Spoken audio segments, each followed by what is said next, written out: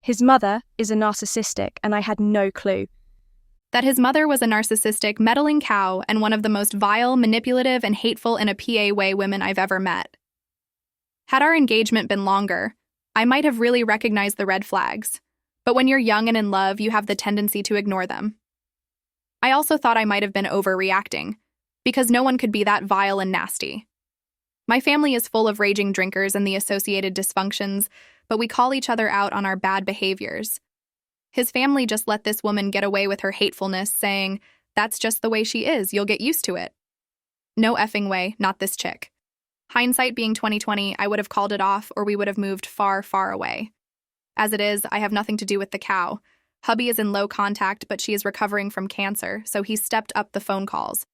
I have friends who have heard my horror stories and have met the woman, and they agree with me. In fact, they have learned from me to nip whatever BS they get from their MIL in the bud. It's helped them. So I guess something good has come out of it. Example. We had our kids close together and daycare would have broken us.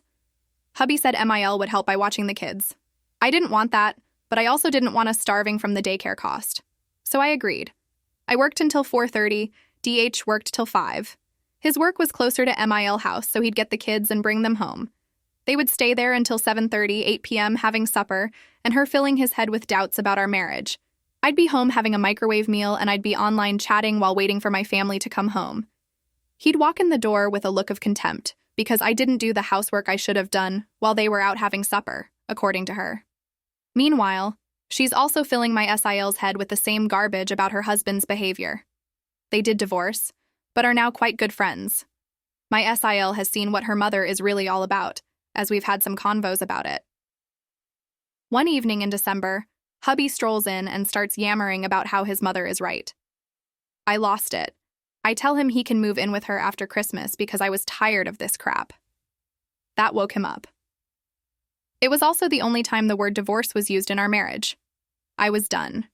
We had counseling and it helped, but I wish I had gone with my gut.